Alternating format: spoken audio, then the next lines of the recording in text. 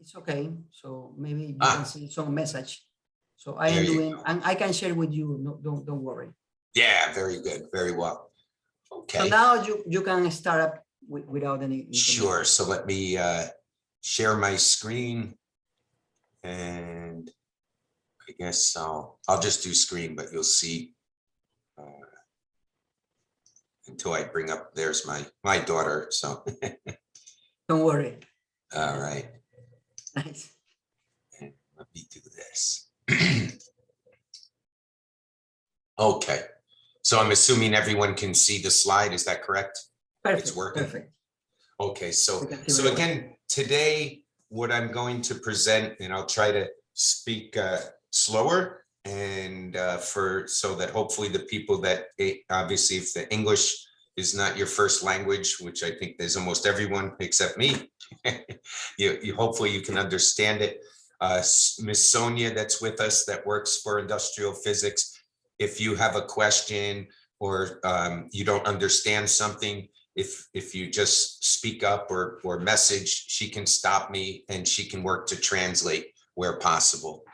So today I'm going to talk about permeation measurement science, all right, and the physics and basics of that. There's a little bit of a difference in I'm being with my presentation that I'm talking specifically at most times about permeation measurement, how to measure it, right? Versus just the physics of permeation. We will talk about that a little, but we're going to really focus on the measurement principles and the importance of it and unique applications and things that I think you will benefit from. So myself, I'm Alan Shima, and I am the Global Product Line Director for Industrial Physics for a few of our instrument lines. Primarily, the biggest one is our permeation instruments. So my background is in chemistry. I started out working for some large chemical companies like Henkel, whom many of you might have heard of. And then for the last 25 years, I've worked in the field of gas permeation.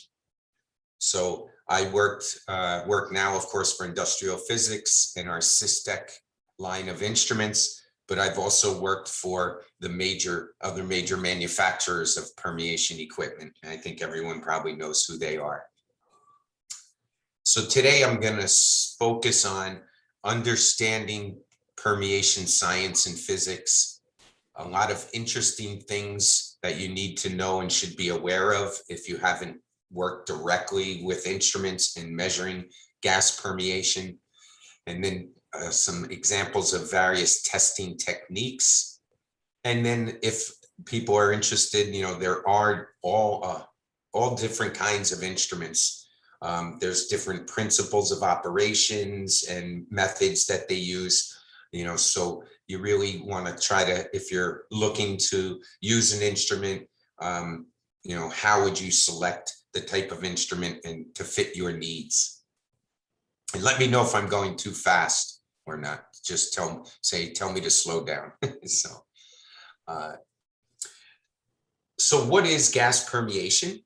Okay, so there's several different scientific definitions available, but the one that I've always referenced and used that makes the most common sense for people to understand is based on something called Graham's colloidal diffusion mechanism. So big, long words, but in the end, it just means that the molecules of gas are passing through a solid material, right? And in most times and instances, that would be the room environment through, say, a package wall, like a food packaging product, and then, of course, into or can affect the product. But it's really driven by the concentration differences.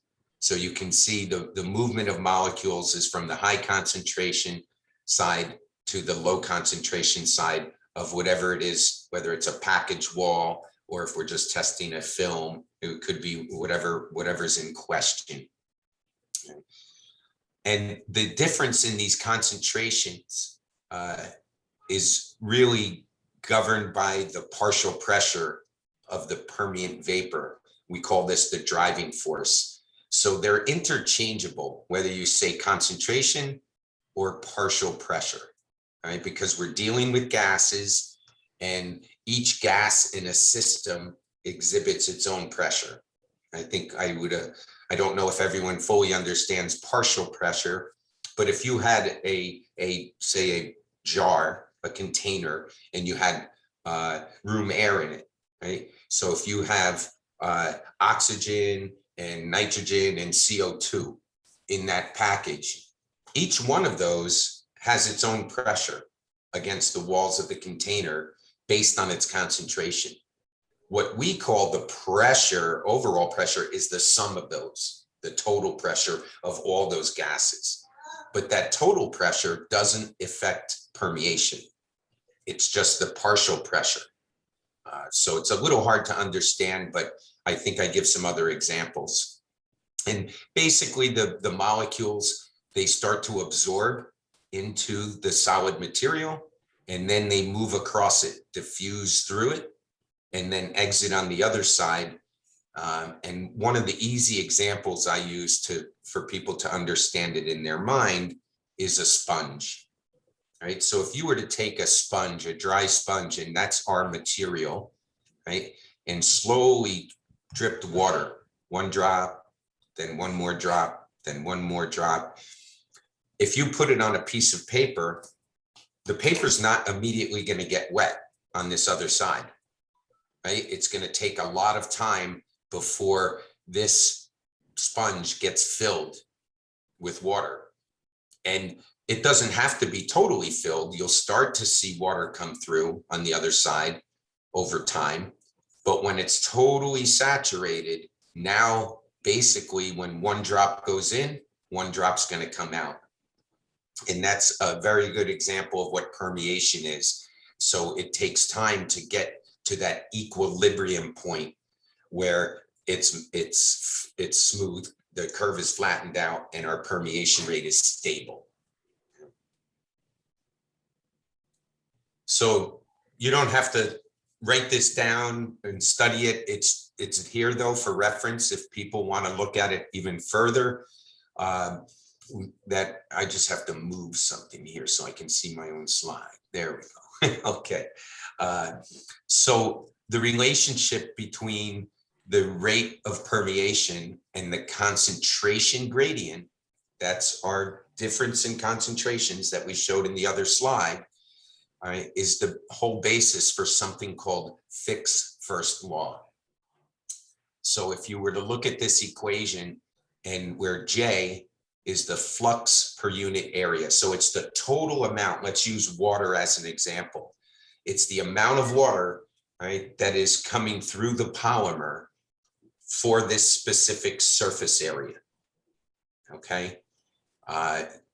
D is the diffusion coefficient. And that's what I said, when the molecule starts to move through the material itself, that is diffusion through that material.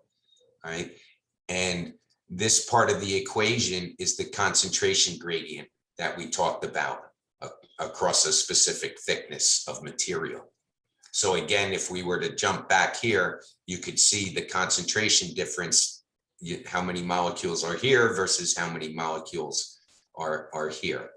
Now, one thing to note, when you're doing permeation measurements with an instrument, most instruments, and we'll talk about this in more detail later, work with what's called a constant gas flow system. So if you've worked with permeation instruments, you know that you have, say, like in an oxygen instrument, measurement instrument, you have oxygen flowing on one side of your, say, film sample, and on the other side, you have typically dry nitrogen flowing on the other. So effectively, the driving force in that scenario is the difference between the two, but it's always assumed to be zero on the nitrogen side because there is no buildup of oxygen. As soon as oxygen comes through, it's swept and carried away by that carrier gas of nitrogen. when I talked about partial pressure, so one thing you can take from this is, again, the pressure of the gas in question. So in this case, water vapor, all right? We have, you can see here, this is saturated, I'll call it, with water vapor, and it doesn't matter what's on the other side. So if you have a vacuum, there's no other molecules on this side. When you start, the permeation rate is a number, right, of a certain value. If you were to put nitrogen on the other side, the value is the same. It doesn't change the rate at which water moves through that material. It's independent of all those other gases. Its only dependency is on the concentration of the water, the difference. So here we still have water vapor saturated. Here we still have zero water vapor when we start our test. And when we run nitrogen through this, that's why we can do what we do, why we can flow nitrogen on the other side of the film under a pressure.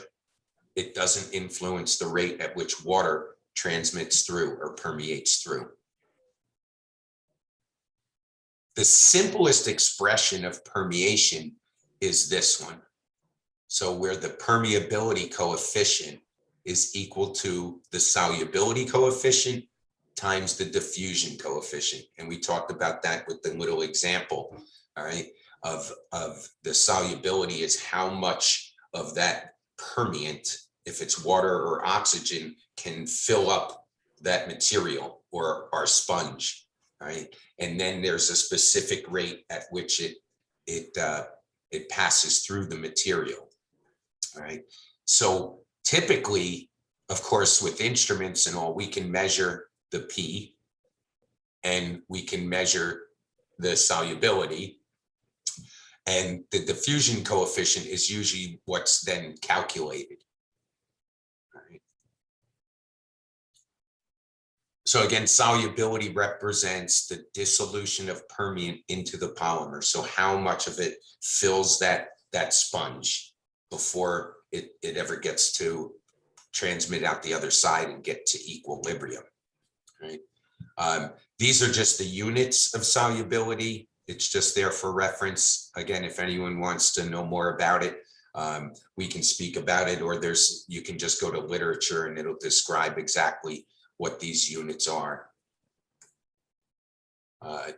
So the diffusion part of the process, or diffusion coefficient, is the process, again, which matter actually transports within that material or across that film and out the other side.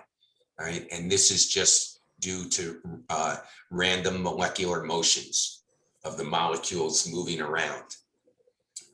So it's really the net or total transport of material, but they do say within a single phase, all right, of a film or package, because if you have a multi-layered film, well, each layer might have its own different diffusion coefficients. And it might have its own different solubility coefficients, but those layers are all put together for a specific reason to get to a final structure that gives the end user exactly what they want to protect their product, typically that's inside their package. So I mentioned Fick's law. So you'll sometimes hear people say, is the material Fickian? All right, in nature. And what that means is if a material is Fickian, if you change the permeation concentration, the resultant permeation rate is going to change directly. So if you test something at 100% concentration of oxygen, you will get a value of X.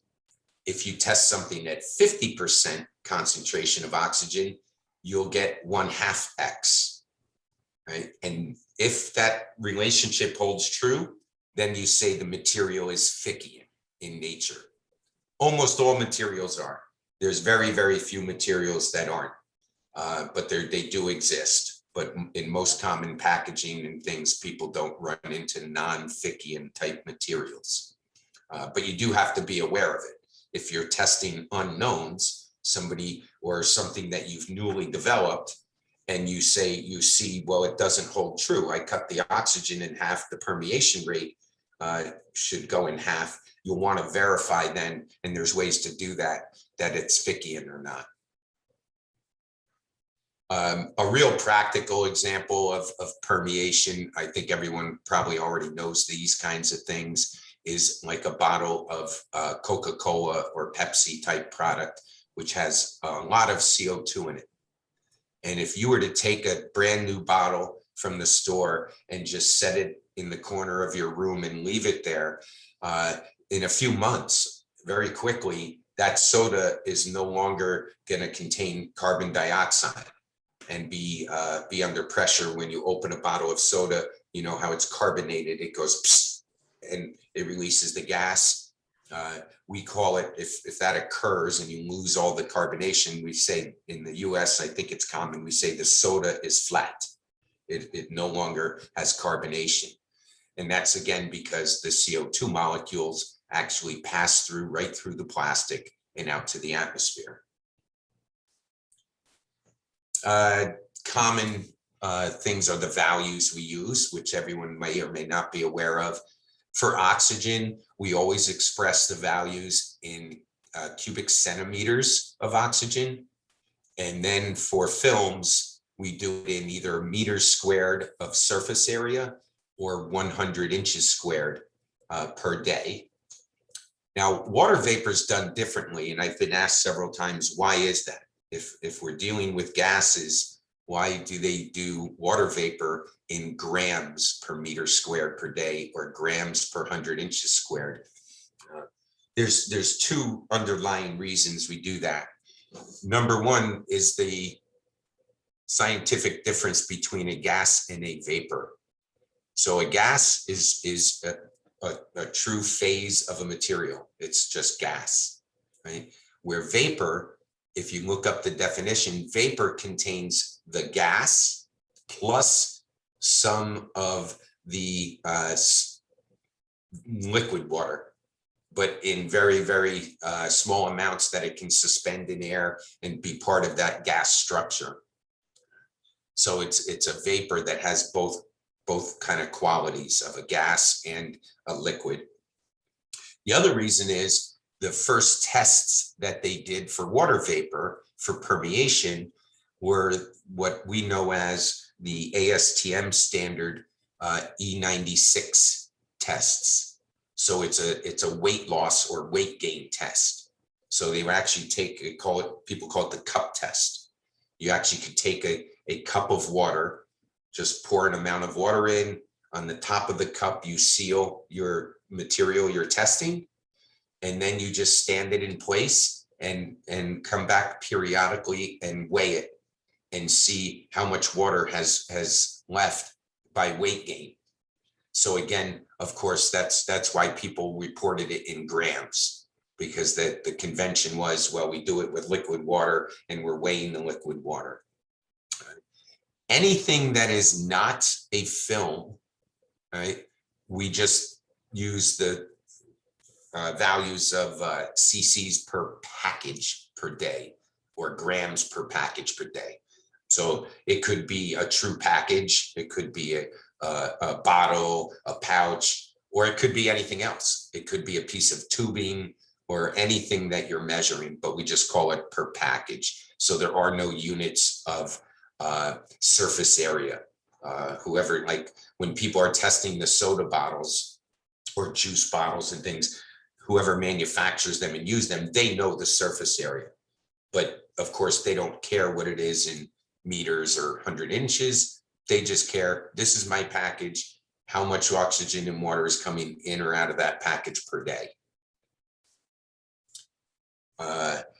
One thing I've seen in my years of doing this is some people kind of intermix what we call the transmission rate and the barrier property, right? So many times I hear people say, oh, it's a very low barrier, all right? And some people believe, oh, low, so that must mean not much oxygen or not much water permeates through, but it's actually the opposite. A low barrier has high transmission rates, right? And a high barrier has low transmission rates. So just kind of a point of order. I've always sometimes heard people when I'm speaking with them, customers, and they'll say either low or high barrier. I ask them to define that. So I make sure that they're not just verbally mixing it up. So when in terms of instruments and how we measure, I mentioned typically it's a flow through principle of permeation measurement, right? Oop, I just changed my slide, sorry.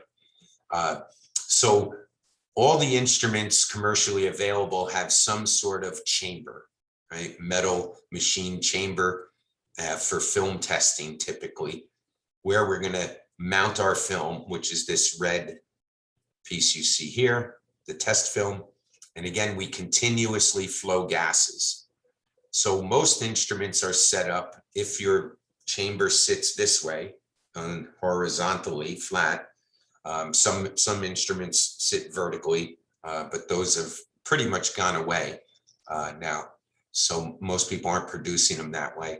Normally, the nitrogen gas, we flow on the bottom side of the chamber, all right? And the rest of the instrument sits from here down, all right? And then we flow our oxygen that we're challenging and want to test for on the top side. And again, because it's flowing, we basically assume that there is zero concentration of oxygen on the bottom side. So again, our driving force is whatever concentration of oxygen we're using.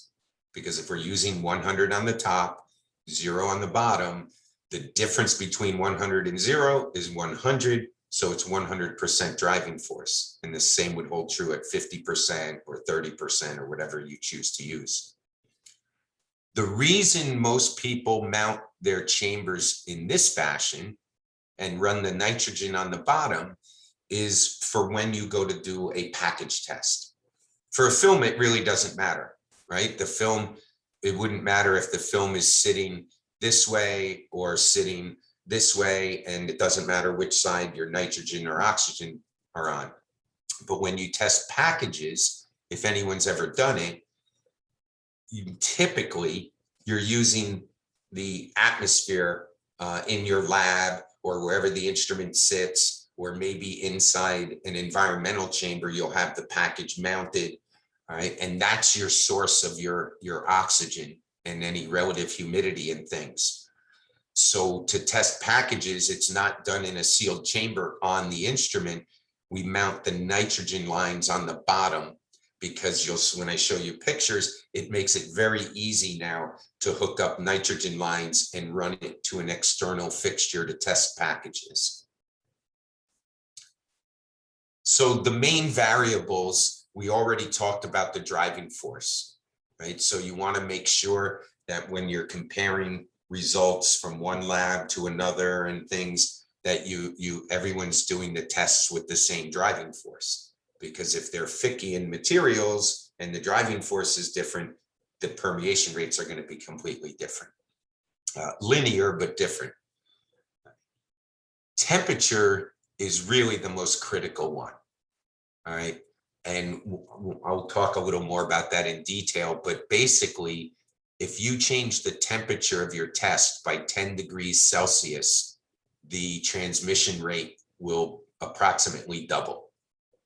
So it's very critical that you know what temperature you want to test at, and it's even more critical to maintain that temperature very, very tightly.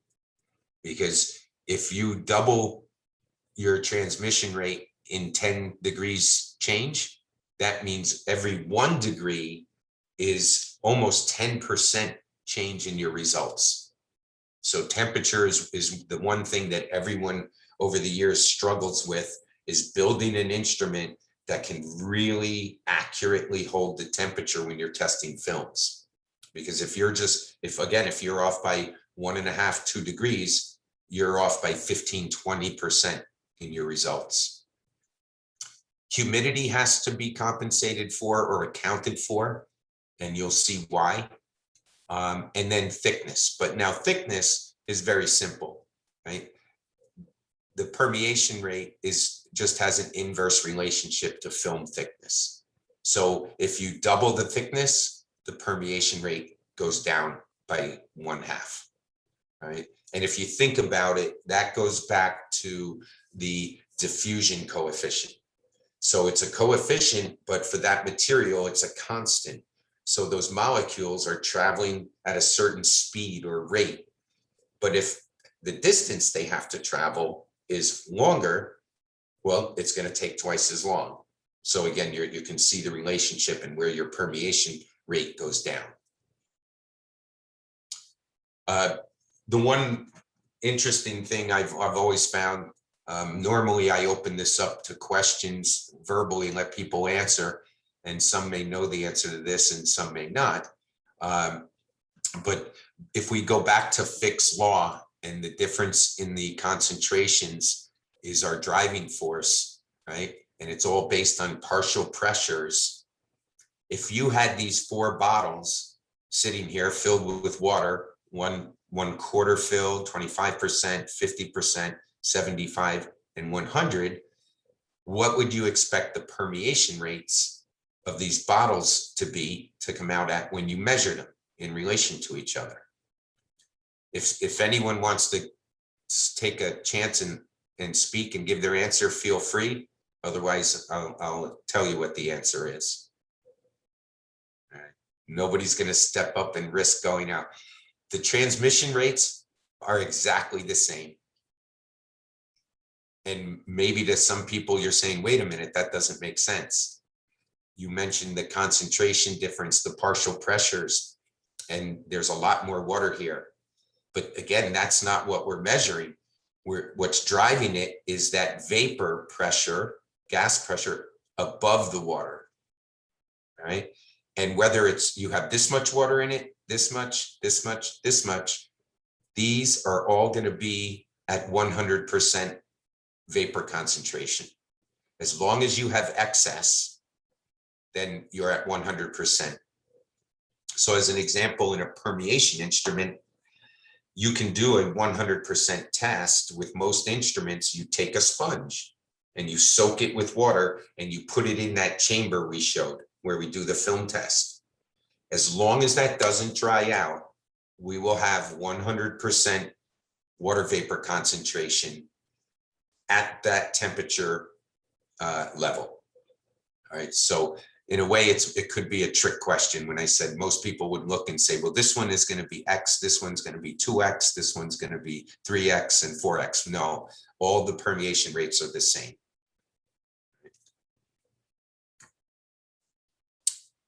Again, going back to Fick's law, a material is Fickian if you have a linear correlation, this red line between the concentration and the permeation rate. And again, there's very few materials that are non-Fickian, that if you change the concentration of the permeant, that you would get a response or get results like this. It doesn't occur, they do exist, but it's minimal. When we talked about that temperature effect, okay, it's all based on something called the Q10 Rule, which is a temperature coefficient, right? This is a principle that is widely used in, if any of you have had experience working with food shelf life studies, you want to determine how long your food can last. This is one of the underlying rules that's used to do accelerated shelf life testing. So as an example, if you had a product, a food product, and in your package, you want it to last 1 year. Well, most companies can't afford to design a package, put their product in it, and wait 1 year to determine, okay, is it still good? Can we put a 1 year shelf life code or date on the product, which most places by law you have to do. you have to put an expiration date, in particular for food and of course pharmaceuticals. So the way they can do these studies in an accelerated fashion is to use this Q10 rule. The Q10 is just what I said before. So when you raise the temperature 10 degrees Celsius, right, most chemical reactions, biological reactions, anything, they typically are around 2. The value is 2, the Q10 value, meaning it doubles, like I said. It's not exact. So what you have to do is you actually have to determine, for shelf life studies and things, you determine what your actual Q10 is by measuring a specific measurable property of your food. So it could be anything from its moisture content, its water activity, its softness, things like that. And you measure it over time and do it at different temperatures and see what your actual Q10 is. All right. But if you, the assumption is start with 2 and then see if it changes. So here's another question. So for a permeation rate, if we measured something at 20 C and we got a permeation rate of 1.5, and now we said, okay, let's measure it at 40 C. What would that transmission rate be expected to be? So again, if you look at the Q10 rule, it's going to double every 10 degrees. So when we go from 20 to 30, it's going to double from 1.5 to 3. But now when we go from 30 to 40, it's going to double again. So it's going to go from 3 to 6. Right. So again, it's just to show you how critical your temperature control and temperature measurements for your tests are.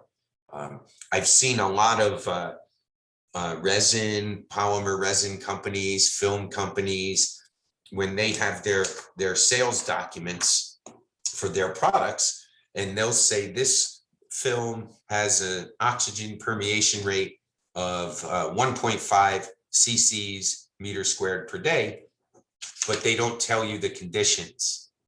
So they don't mention what temperature they did the testing. They don't tell you what concentration of oxygen they did the testing.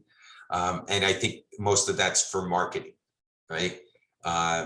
You know, so you really need to know those to know how that film is going to compare to the one you're currently using or other ones you're looking at, to make sure you're comparing data to correct data. All right. And again, I can't say enough, you have to maintain tight temperature controls in your lab, wherever you're using these instruments. When I was working for the company I was with prior to Systec, and I'm sure if I said the name, everyone would know it. They're the probably most well-known company in permeation instruments. One of the positions I held was I ran their whole laboratory business of a test lab and testing for customers. And we had over 100 permeation instruments in this big lab. And we moved. We went from an old building that the company had been in for 30 years, 20 years, and then went to a brand new building. And sure enough, the engineers that designed and spec'd out the laboratory where all these instruments were going to be moved to, they didn't get it right. And once we set up all the instruments and we tried to run tests, we were getting bad results right away. And because we couldn't hold laboratory temperature tight enough in such a big lab, we had to spend hundreds of thousands of dollars extra to redo the climate system in the lab before we could get a good result. So it's something you really need to be aware of and watch out for. Oh, I didn't realize I put the answer there on the slide 6. So, I'm sorry, this is a little blurry, but it's an old slide. So we talked about the RH effect. All right, so now, go ahead. Is Q10 the environmental temperature? Say that question again? Is Q10 the environmental temperature or the temperature coefficient? How do I get? Oh, how do you calculate the temperature coefficient? Okay, I don't have a slide on this presentation, but again, it goes back to what I said. So what you do for whatever you're measuring, right? There's a different temperature coefficient for permeation versus moisture content. They can all have slightly different ones. So as an example, the way you would calculate it, you would take, if you ran a permeation test, you would run it at 20 C. All right. And you get a number like this, 1.5. Now we run the same test at 30 C. And then we see what number we get. So if we got at 30 C, if we got 3, right, we would just put the 30 C result divided by the 20 C result, and we would get 2, right? 3 divided by 1.5 is 2. So our Q10 would be 2. But let's say we ran it at 30 C and we got, instead of 3, we got 2.7.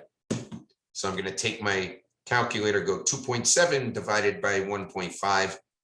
Our coefficient, temperature coefficient would be 1.8. So 2 is an assumption that most things are right around 2, right? But you need to calculate the exact one. Did that answer your question? Yes, got it. Okay. So, and if you wanted to further verify it, you would do further temperature changes, right? You would go from 20 to 30 and get the coefficient, and then go from 30 to 40 and get the coefficient, and 40 to 50, and be sure that you would take like the average of those numbers. So if you got 1.8, 1.9, 1.85, then you would say, okay, our coefficient, temperature coefficient, or Q10 is 1.85. So the importance of this is, and it really only applies to oxygen permeation, all right? Because you can do testing of oxygen with water vapor present, right? Or RH, that most of you are probably, again, familiar with. But materials can behave in greatly different ways when they're exposed to moisture. So as an example, this material, the orange line, you can see the transmission rate is about 0.12, something like that, or yeah. When there's dry, no RH, 0 RH. But if you go to 80 RH or 60 or 40, it's still right about the same. So it's really not affected by moisture. But you can see this first material, when it's dry, it has a permeation rate up here near 10, but then it starts to actually drop until you get to about 30% RH. Then it goes flat, and then it goes up. The biggest one that you need to be aware of are these effects, where you see these like EVOH type materials. These are wonderful. Look at how good the oxygen barrier is, right? It's almost near 0.001, and here below 0.1 for this one and this one. This is why they use EVOH in multi-layered films, where the product is extremely oxygen sensitive, like tomato products, ketchup, things like that, right? But what does ketchup have in it? Everyone's familiar with ketchup, the tomato sauce type products. They have a lot of moisture, right? So EVOH is great for the oxygen barrier, but then they found out, but wait a minute, once you get to 60% RH, look what happens to the barrier for oxygen. It gets worse and worse and worse, orders of magnitude worse. So they compensate for that by taking the EVOH layer and they protect it from moisture and put it in the middle of two other layers or more that are very good water barriers to prevent this from happening. Right. And so probably a lot of you in your experience in working in the labs or at school and in industry have experienced this. This is exactly why they make multi-layered packaging, because there's usually no one material that has all the perfect properties for permeation, perfect properties for tensile strength, perfect properties for printing on. So this is why they do multi-layered materials. The one nice thing about multi-layered materials that if it's Fickian, it's very easy to kind of estimate the final transmission rates, right? Because it works sort of like an electrical resistance equation. Because again, permeation really is a resistance, measure of resistance, right? How much it resists allowing that oxygen or water to pass through. So that the total transmission rate, the inverse of it, is equal to the inverse transmission rate of the first layer A. Then you add the inverse transmission rate of B and of C, which I didn't represent here in the equation, and you can get your total estimated transmission rate. And if there was more layers, you could continue to do the same thing.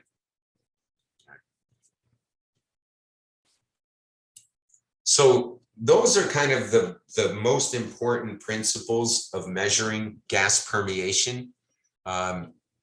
When you get into actually measuring gas permeation, then you start to see all these effects and have to account for them.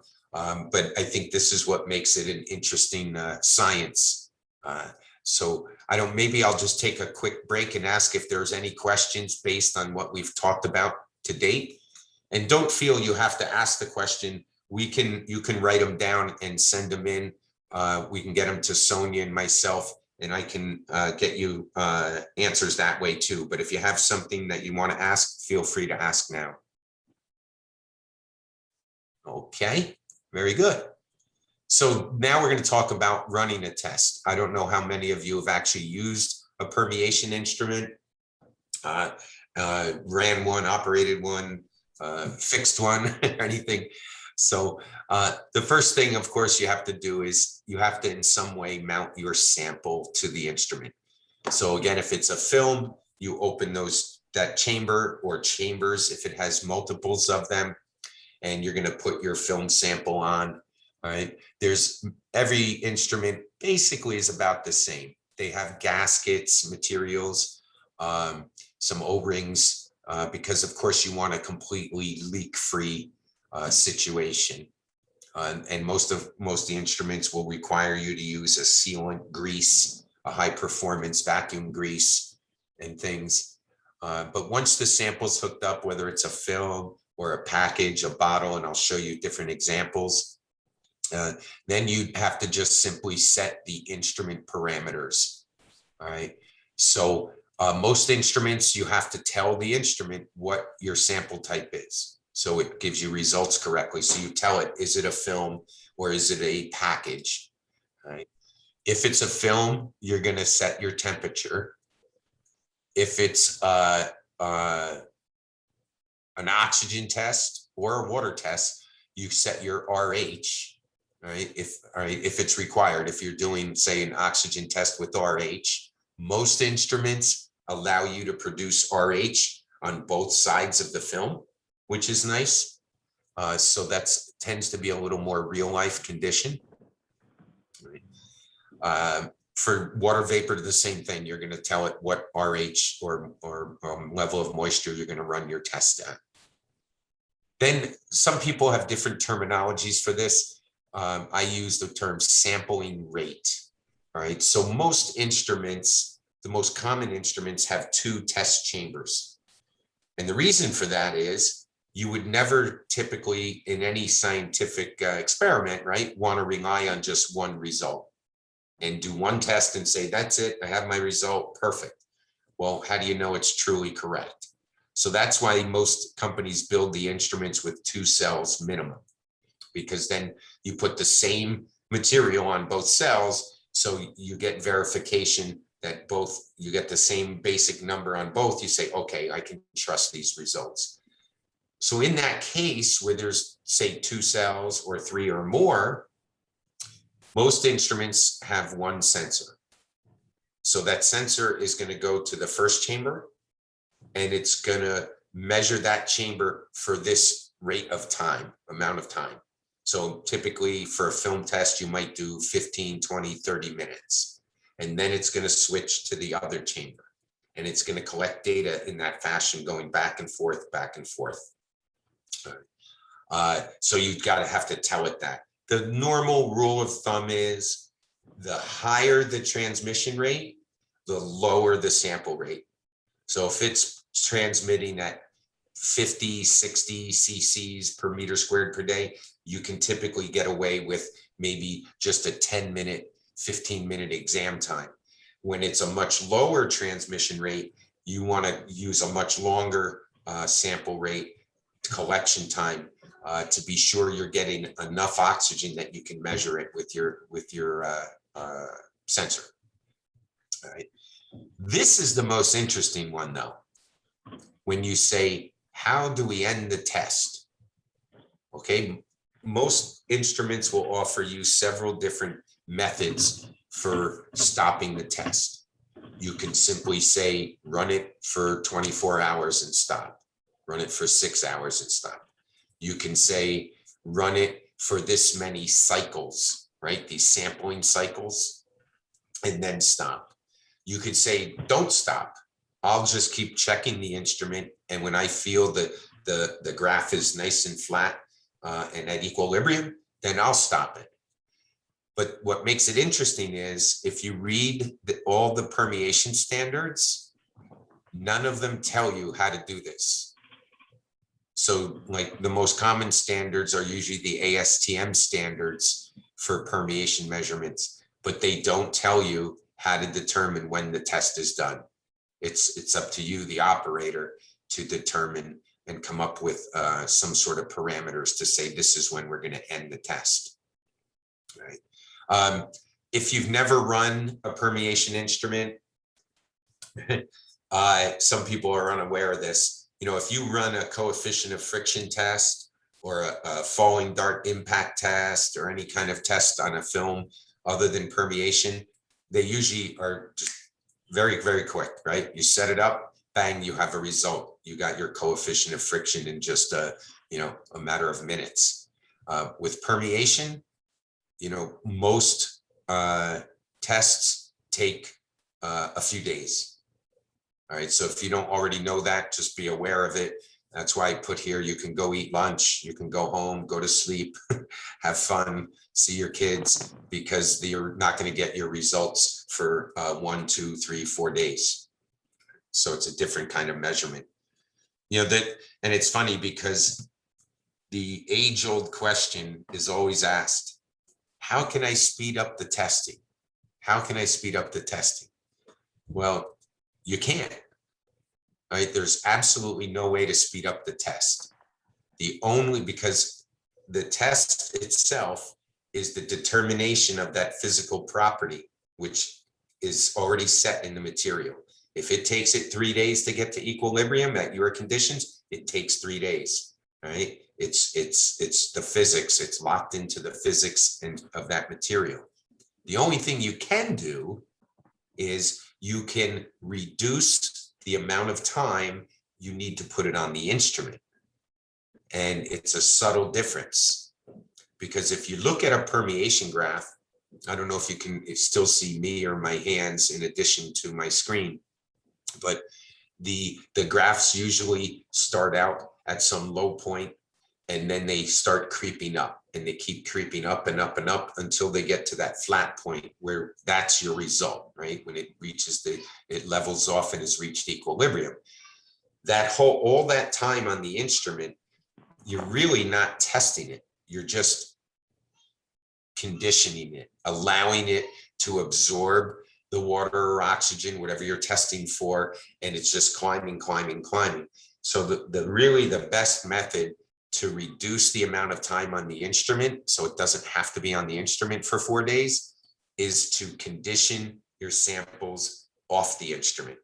So as an example, if you're testing for oxygen, you could take your materials, put them in a chamber, a tank, like a fish tank type thing, put in a line of 100% oxygen, cover it, and let the samples sit and soak in 100% oxygen, right?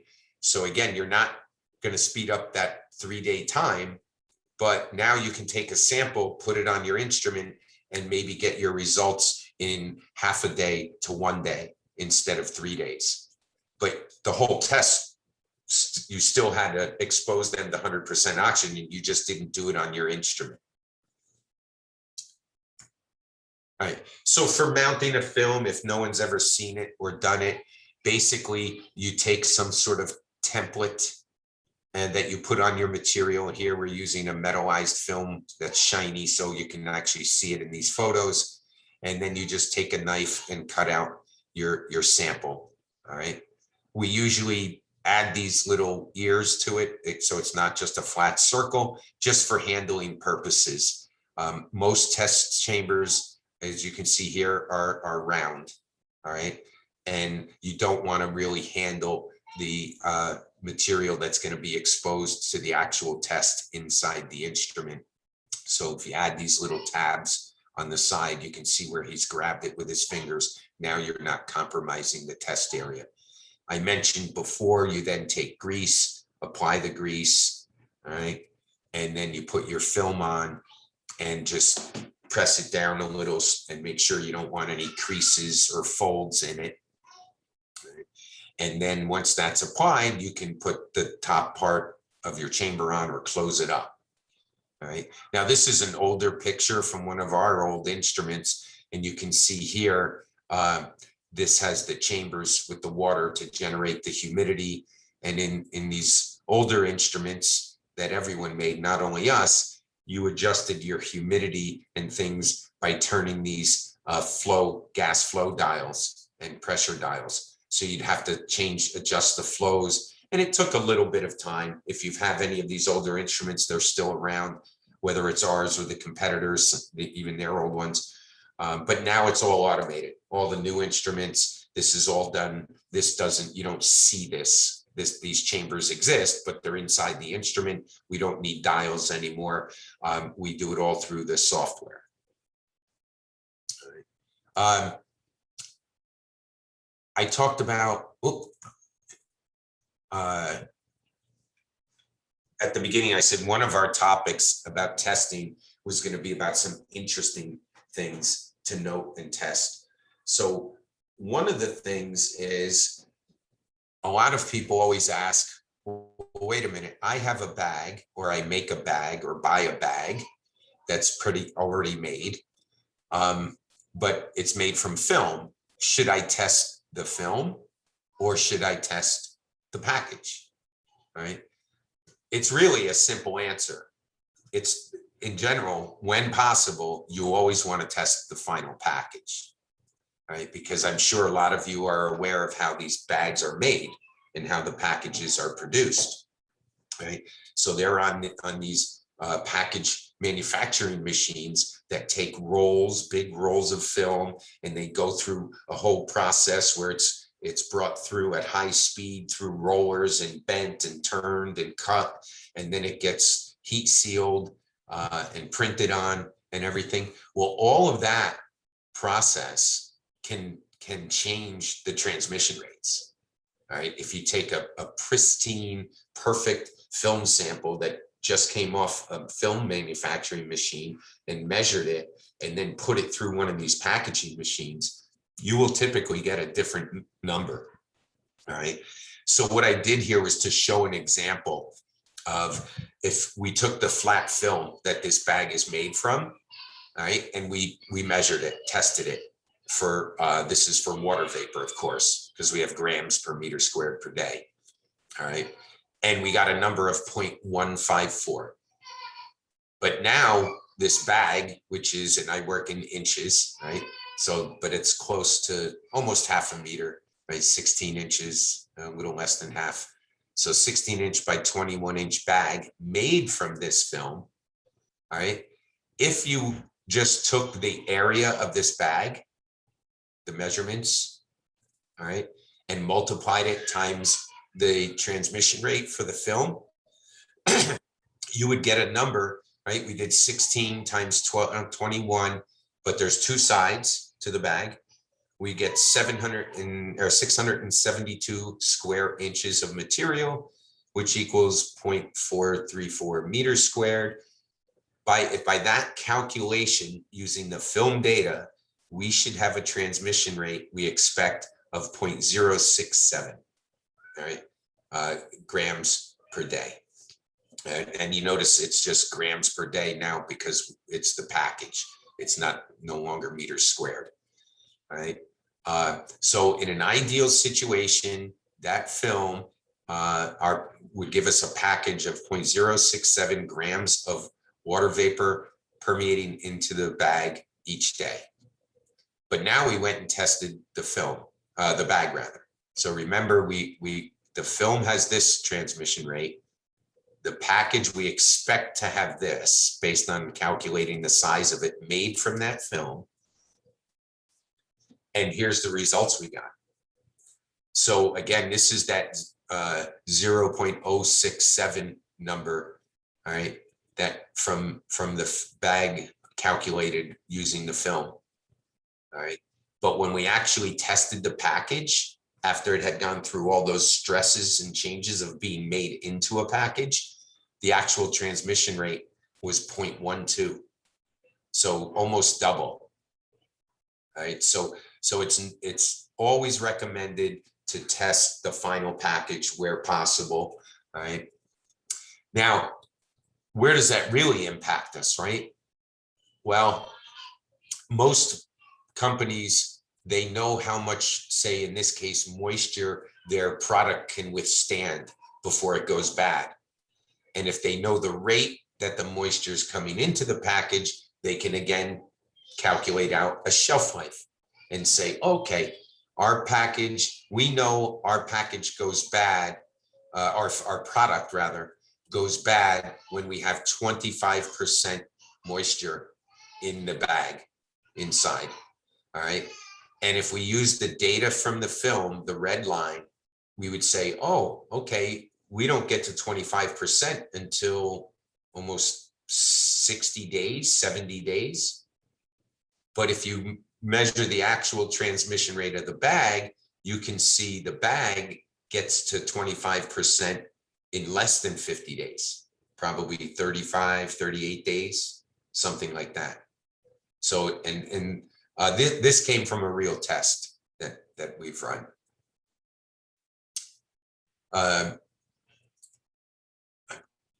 trying just to move something here so I can see, but there's all different methods, right? Techniques is probably the better word for it, because you can, with these instruments, you can test films, you can test packages, as we mentioned. You can use environmental chambers for testing packages, and I'll show you how that's done if you're not familiar with it. You can use a technique called capture vessel testing, which is really neat and unique. And then there's a technique called masking, which some of you may be aware of and used. So again, the film testing, again, is simple. We went through it, right? You mount your films, you set your temperatures and RHs, and the instrument controls it all. It's fairly straightforward. And most instruments today, you can store all those values and setups into a menu. So if you're going to be redoing that same material, you don't have to reprogram everything into the computer. And excuse me for one second.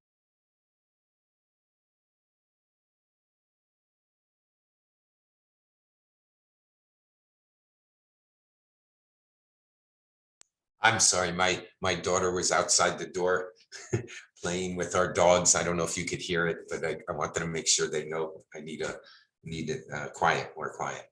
So, let me click back on here.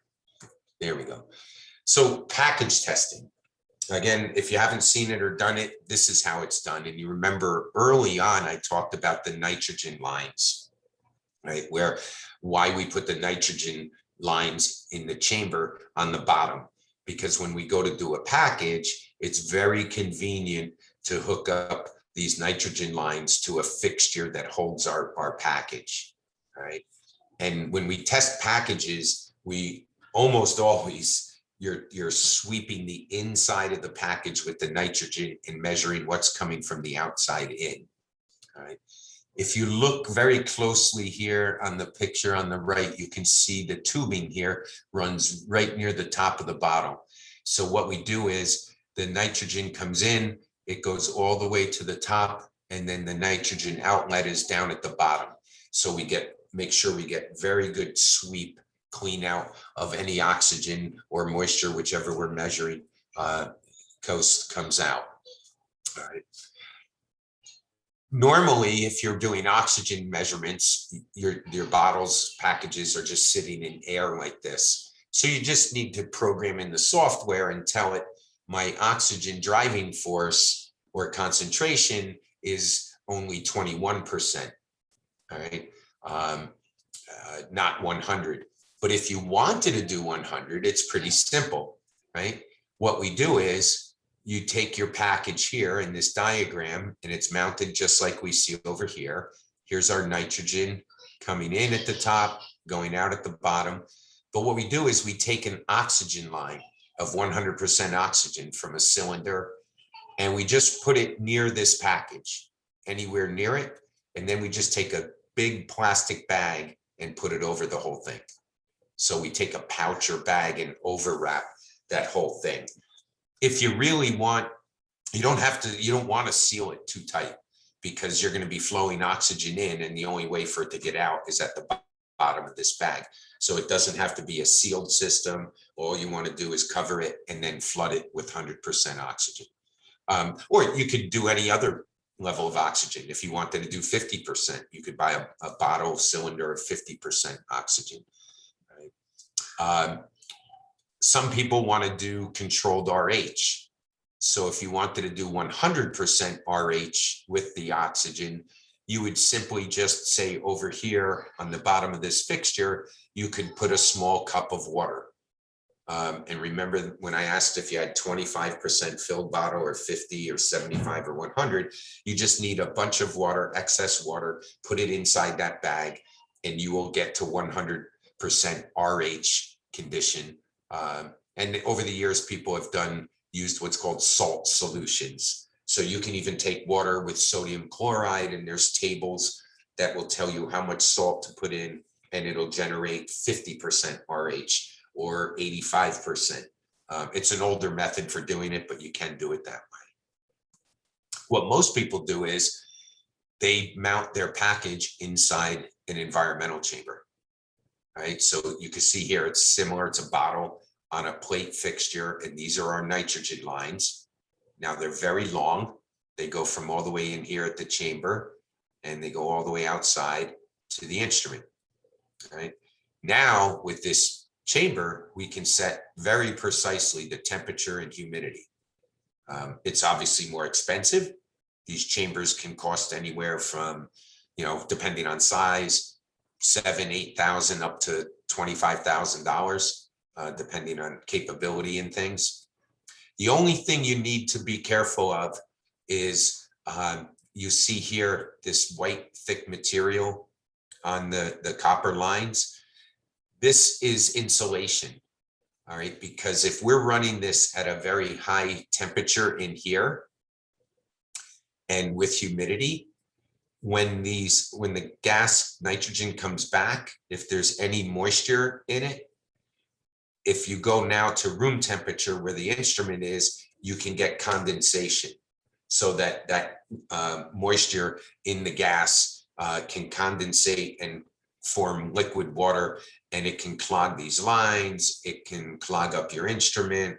So you just have to be aware of that. Some people actually heat these transfer lines. So they'll wrap it with the material you can buy. That's it's like cloth band, it looks like, and you wrap it around, and it'll actually keep this, you can heat it up, plug it in and heat it up.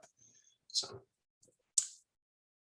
this one is neat. This one I really enjoy. Capture vessel testing. Okay, so what is a capture vessel? So it's just this thing in orange. It's a container with a lid that you can seal and run gas lines through. Right. So I think many of you, I hope, would understand this, maybe know this term, but there's a lot of like pharmaceuticals and things that are sold in very, very small amounts, in very, very small packages, typically called like an ampule, or even a blister card or blister pack for pharmaceuticals, where your surface area and the container, the actual blister, is so small, it only might have a volume of 2 cc's total volume, cubic centimeters of volume. Well, some of these are so small that, and they're such good barriers that it's very hard to measure it, right? Because there's not enough oxygen or moisture permeating out to detect it with the instrument, even the most sensitive instruments. So what you can do here is it allows you to take this vessel, open the top, but now you can put in 10, 20, 30 of these little packages. So now you have enough volume that you'll certainly be able to measure what's permeating out of them. So you can put those all in this capture vessel, seal it up, and now you just purge it with nitrogen going in and out, and then hook it up to your instrument and run your permeation test. Okay. You can put this whole vessel back in something like this if you want to do it at a certain temperature. You could put in water inside this capture vessel or salt solutions and things to generate humidities, but it's a real nice way when you have something. I did a lot of this work with the pharmaceutical companies, and they said, yeah, how do we measure this tiny little package? All right. But we found with a lot of them, it only took maybe 5 to 10 of them, and we could get a result. We got to the level of transmission rate. Now, of course, you're averaging, right? If you put 10 of them in there, you're going to get a transmission rate. You want to divide that by 10, and that's the per package number. So there is a little bit of potential error involved when you work like that, but it's still works very well. It's the amount of error is minimal enough that people can accept the results. And then we talked about masking, or I referenced masking. So masking is just basically changing the surface area of your film, because normally most commercially available permeation instruments use a 50 square centimeter test chamber. All right. But what happens if your sample is so small, you can't do what we showed earlier and cut out a big sample with the ears and handle it? So here you could take this is solid aluminum foil, so it does not permeate. All right. You could actually mount your little sample onto this. And now we know this area of this cutout circle, and we take that whole apparatus and mount it on the machine. We just have to tell the instrument we're not using 50 square centimeters anymore. We're using, say, 5, and it'll adjust the results to the surface area so that you'll get your meter squared values. All right. The other reason, so you would do it for size, is because maybe your transmission rate ranges are too high. All right. So as an example, our water instrument, if you didn't mask it, we can measure up to 70 grams per meter squared per day. Well, for a lot of materials, that might not be good enough. There's people that make materials that transmit maybe at 200, 300. All right. So we can't put those on our instrument. It'll shut the instrument off. The instrument will say, no, too much water. All right. So what we do is we mask down by a ratio of 10. So instead of 50 square centimeters, we go down to 5. So now the transmission rate, that the amount of water that's coming through there is no longer at the rate of 200 per meter squared, right? It's at 20, right? We've cut the surface area by 10, so we cut the results by 10. So it gives us a way to test materials that are outside the range of an instrument and bring it within range while you're doing your measurements. The other nice thing you can do is, I don't show it here, we use a technique called double masking. So this metal mask you see here, you can get them where they're rigid, solid metal, or we make them where they peel and stick. So you can actually peel off, stick your sample to it. For very thick materials, a lot of times we'll use double masks because permeation goes in all directions. So it doesn't just go, if your film is say, laying flat, it doesn't just go from the bottom out, right? It also goes out the other directions of the film in all axes, out the edges. But those edges typically are so small, you don't have to account for it compared to the flat surface area. The ratio is so huge that you don't need to compensate for what's permeating out the edges, or what people call edge effect, right? But for thick materials, you do. If you have a material that is, as thick as like a coin, a piece of currency and things, and thicker, then you want to make sure you seal those edges. So you can take something like this, put your piece here over the hole, and then put another mask over and seal the masks to themselves. And you've sealed off those edges. So you're not losing any permeation to the edges, or even allowing leaks to interfere with your testing. These are just some pictures of different things you can mount, but basically it's all the same principle. It's a fixture that you take and you invert the package and you physically glue it on, right? So you glue it on typically with some quick dry epoxy or heavy hot melt glue. Here we're doing all this, the fixture is much bigger here, the metal plate, and here we're doing a food tray, right? You can do these trays with or without the cover on them. You can just poke holes in it, and you'll see here, like a pouch, right? So these are our nitrogen lines, and we just cut little holes in the pouch, put the nitrogen lines in, and seal it with adhesive. And you're good to go.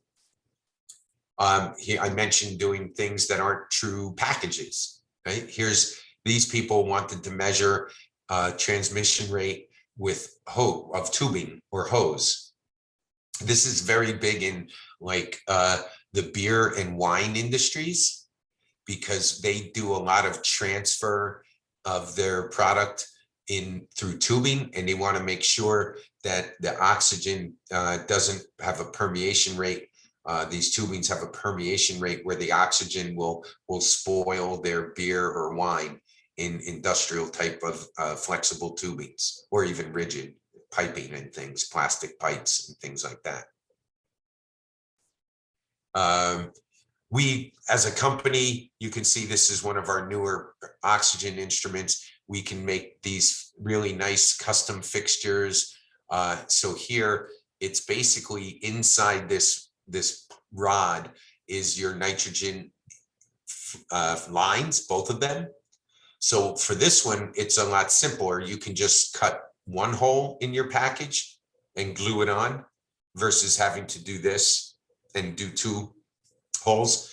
It's a big advantage, because anytime you drill a hole in the package and glue to it, you have the chance of a leak, right? So here you've cut your opportunity for leak in half by just using this device, where you can mount any type of package to this pole. You can see this little metal disc where you can glue the package to. So it makes it nice and convenient. We talked about selecting systems. All right. There's a whole array of all different types. It really just boils down to what are you going to test, and it may not be what you're testing today, right? years ago when I was selling these instruments, I had some customers that didn't want to listen, and they said, no, we want to buy this one. It's much cheaper and it'll test everything we want to test. But I said, okay, but it'll test everything you want to test right now. He said, what about 2 years from now? And now you're using better barrier films and better barrier packaging and things, or you may not have capability for relative humidity. What if you need that?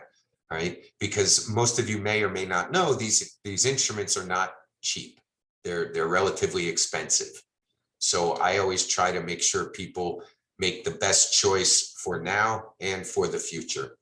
But you look at things like, again, what are you testing, under what conditions? What's your purpose? So somebody doing quality control testing in high volume, they're running them all the time. It's just one basic condition, could use a different instrument than somebody who's doing research and development, because they are most likely research and development going to want all that full capability. All right. In the end, every manufacturer makes instruments that meet these needs. What it really comes down to today is what I call the cost of ownership of that instrument. All right. So you really want to look at, okay, not just the price of the instrument, but what is it going to cost me on an ongoing basis? All right. So you want to look at things about how long the sensors last, how expensive is it to change it, right? The gases you're going to use. There's a lot of instruments out there that for oxygen require you to use a very expensive mixed gas of nitrogen with a little bit of hydrogen added in. And they do that for certain reasons. That the company that does that and requires it is because their sensor has a very specific requirement. And to tell you exactly what it is, any nitrogen, high purity nitrogen you buy, there's still enough oxygen in that nitrogen cylinder that it will throw off and give you bad results on an oxygen permeation instrument. That's how sensitive these are. So you need to remove that, all right? But the company that requires the nitrogen hydrogen mixed gas, their sensor requires some humidity. They need a very small amount of humidity. So if you were to run just all dry tests, right, with that sensor, the sensor would actually die fairly quickly in just a few weeks or so. So what they did, they came up with a very ingenious method. They said, well, we have two problems. We need to remove oxygen and we need to generate humidity. So they said, they designed their instrument that has a catalyst bed. So it has a physical, chemical little device that has a material in it. When there's oxygen present and hydrogen, it reacts those two and makes H2O, water. So they actually, it's smart. They pull out the oxygen that they need to remove, and then they use the hydrogen to react to give them their moisture that they need to keep their sensor alive. The problem is that nitrogen hydrogen mixed gas is extremely expensive. So as an example, with our instruments, we're now, our sensors don't need that moisture to survive and stay alive. So we can just use straight nitrogen, which is much, much cheaper, anywhere from 3 to 8 times cheaper. Right? And it can be a lot of money because these instruments, like you mentioned, are usually running 24/7, constantly flowing gas. People will save thousands upon thousands of dollars a year in gas costs. So those are all the kinds of things you want to look at when you buy an instrument, the service, support, things like that. Pretty much everyone today has good sensors. They're all coulometric based technologies, things like that. All right. Even our water units today, I don't know if some of you heard of most, historically, water vapor instruments were all based on an infrared sensor technology. But as time goes on, there's better sensors. So one of the better sensors is this phosphorus pentoxide, or P2O5 chemical sensor. Right? It's more sensitive. It doesn't last nearly as long as an infrared sensor, but it doesn't have to. because they're so inexpensive that and they're so easy that the customers can change it themselves. So if you've ever owned anyone's oxygen permeation instruments, if you want to change a sensor, you typically don't do it yourself. You have to call the factory or send the instrument in. But now with the onset of this phosphorus pentoxide chemistry sensor, it's very, very simple. And it has its own ASTM standard. So people are starting to migrate away from the infrared sensors. They're good, they're robust, they last, several years, but when they do go, they're very expensive to change. Ideally, everyone, you might have heard the term coulometric sensor. So what it really is, they're sensors that follow Faraday's law. So they're considered absolute sensors. They technically don't need to be calibrated. So anytime you can buy an instrument with a coulometric type sensor, you're doing yourself a big favor. All right, they're easier and cheaper to use. You don't have to run calibrations and things. You can just validate that the instrument is running properly. So that's really it. On this slide, you can see my direct email address. So I encourage anybody that has any questions or wants to talk about other topics or anything, you can reach out to me. So at this point, I'm going to unshare my screen. And how do I, stop share. There we go. And I'll open it up. I see we've got a lot of written questions. So maybe what I'll do is, I don't know how much more time we have. I don't have a time restriction, but Andres, is there any time restriction or? Well, I think we are on time right now. It's about 6:30 here. Okay, so you think we're done? Yeah. Okay, so what I'll do is I'll take any of these written questions. I guess I'm going to make sure I can capture them before. But I think Sonia answered some questions. Okay, so Sonia, if there's anything you couldn't answer, you want me to answer, let me know. And again, I encourage, does anyone have any quick questions right now or no? There were two unanswered questions. One is, what is the most modern technique on, I guess, on permeation? What is the most modern technique, meaning instrument? Well, it just says modern technique. It came from Paulina. Okay. I mean, the techniques are basically, I would say, overall techniques are the same as they were for the last 40 years, 50 years, right? They use the flow through systems with the gases. So what's really changed are the things I mentioned, the actual sensor technology, for water and even for oxygen. So as an example, some companies, everyone builds their own sensors.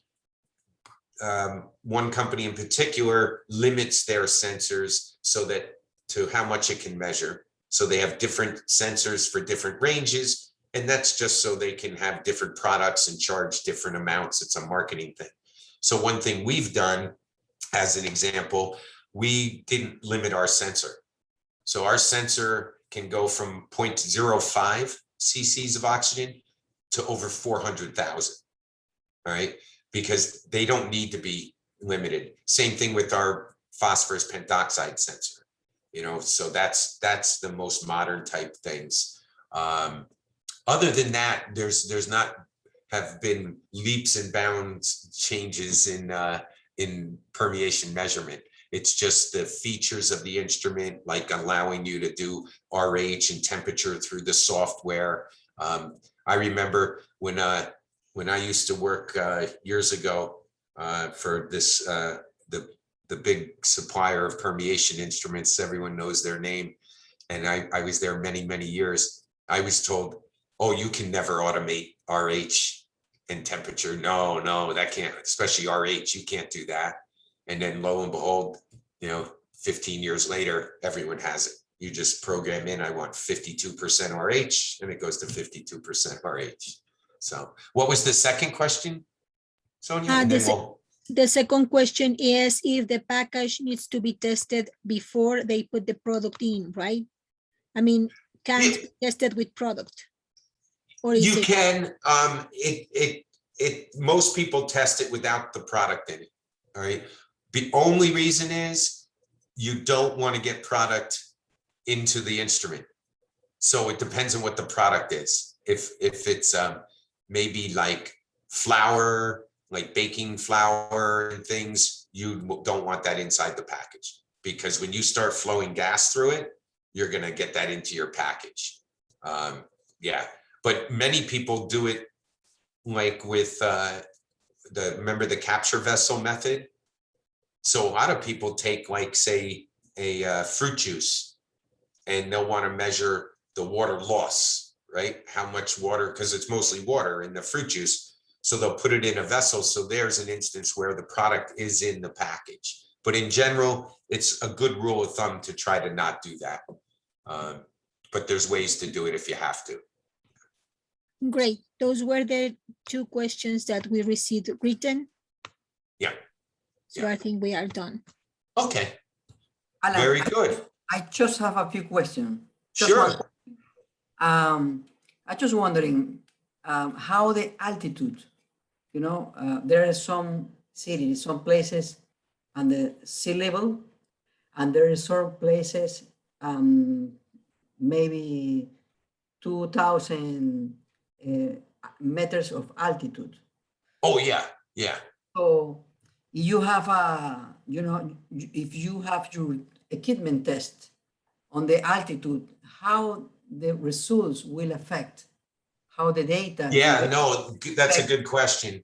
It Depends can of the certainly altitude. affect it from several different respects. So almost everyone's instruments have built in it what's called a BPC, or barometric pressure compensator.